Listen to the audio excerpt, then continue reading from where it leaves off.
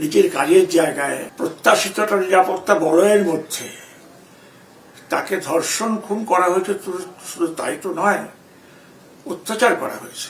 বিরল থেকে বিরলতম ঘটনা বটেই। তার ফলে দেখো সমস্ত বাংলায় এবং বাংলার বাইরে সমস্ত পৃথিবী জুড়ে প্রতিবাদ আন্দোলন হয়েছে, রাত দখল হয়েছে, আরো অনেক কিছু হয়েছে। এমনি এমনি হয়নি, নৃশংসতাকে লোকে সহ্য করতে পারেনি। অবশ্যই বিরল থেকে বিরলতম ঘটনা, নৃশংস ঘটনা। বিরলতম, নিকৃষ্টতম, সম্পূর্ণভাবে অবিশ্বাস্য ঘটনা।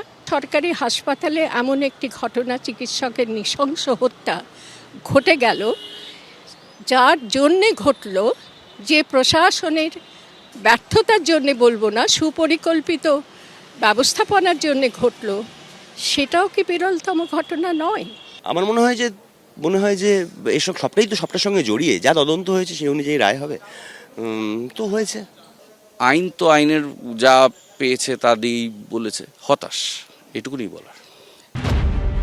থানায় অভিযোগ এলো আর মামলা শুরু হয়ে গেল। বহু ক্ষেত্রে তো শুধু জেনারেল ডায়েরি করে ফেলে রাখেন।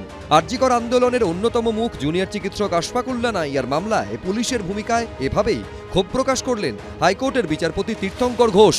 পুলিশের উদ্দেশ্যে বিচারপতি প্রশ্ন করেন, আশফাকুল্লাহ নিজেকে ইএনটি বিশেষজ্ঞ বলে দাবি করছেন, এমন প্রমাণ কোথায়? প্রেসক্রিপশন ছাড়া কিভাবে মামলা রুজু করা হলো?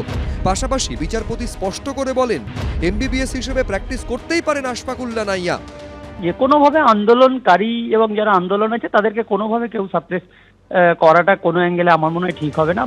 আরজিকর আন্দোলনের অন্যতম প্রধান মুখ জুনিয়র চিকিৎসক আশফাকুল্লাহ নাইয়া।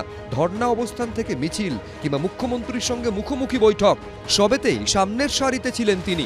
সম্প্রতি আশফাকুল্লাহ নাইয়ার বিরুদ্ধে নিয়ম ভেঙে ভুল পরিচয় দিয়ে প্রাইভেট প্র্যাকটিস করার অভিযোগ তোলা হয়। সিঙ্গুরের একটি হেলথ সেন্টারের এই পোস্টারে ইএনটি বিভাগের পোস্ট গ্র্যাজুয়েট ট্রেনি আশফাকুল্লাহ নাইয়াকে ইএনটি বিশেষজ্ঞ হিসেবে উল্লেখ করা হয়েছিল। সেই ছবি সামনে আসতেই রাজ্য মেডিকেল কাউন্সিলের কাছে আশফাকুল্লাহ নাইয়ার বিরুদ্ধে অভিযোগ জানায় West Bengal junior doctors association. তারপরই তড়িঘড়ি 7 দিনের মধ্যে এর ব্যাখ্যা চেয়ে চিঠি পাঠায় রাজ্য মেডিকেল কাউন্সিল। এরপর আচমকায় তার কাকদ্বীপের বাড়িতে পৌঁছে যায় পুলিশ। তাকে না পাওয়ায় পরের দিনই জুনিয়র চিকিৎসক আশফাকুল্লাহকে ডেকে পাঠায় সল্টলেকের ইলেকট্রনিক্স কমপ্লেক্স থানা। অভিযোগ ওঠে, আরজিকর কাণ্ডে পথে নামাতেই প্রতিহিংসা পরায়ণ হয়ে উঠেছে রাজ্য সরকার। এরই মধ্যে পুলিশি তলব এড়াতে হাইকোর্টে মামলা দায়ের করেন আশফাকুল্লাহ নাইয়া। সেই মামলাতে মঙ্গলবার বিচারপতি তীর্থঙ্কর ঘোষ বলেন, কোনো রোগী কি আশফাকুল্লাহ নাইয়ার বিরুদ্ধে অভিযোগ জানিয়েছেন? এটা একটা অস্পষ্ট এফআইআর। যিনি অভিযোগ দায়ের করেছেন তিনি রোগী নন। থানায় গেলেন আর মামলা শুরু করে দিলেন। পুলিশের উদ্দেশ্যে কার্যত ক্ষোভ প্রকাশ করে বিচারপতি বলেন, বহু ক্ষেত্রে তো জেনারেল ডায়েরি করে ফেলে রাখেন। এইটা হচ্ছে রাজ্য সরকারের প্রবল একটা প্রতিহিংসার এখানে একটা বিষয়। না হলে একজন ডাক্তারের বাড়িতে ভোরবেলায় একদল পুলিশ পাঠাচ্ছে এমন ভাবে যেন সে একটা ক্রিমিনাল, তাকে সোশ্যালি ডিফেম করার জন্য এই জিনিসটা করা হয়েছে। প্রতিবাদী আশফাকুল্লাহ নাইয়া তার বাড়িতে পুলিশ পাঠিয়ে আজকে একটা প্রতিহিংসা করতে চাইছে, আন্দোলনের মুখটাকে দমন করে দিতে চাইছে।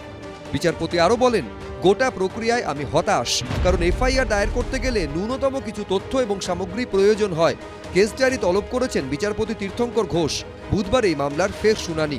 সৌভিক মজুমদার, ব্রতদীপ ভট্টাচার্য, ঝিলম করঞ্জাই, এবিপি আনন্দ।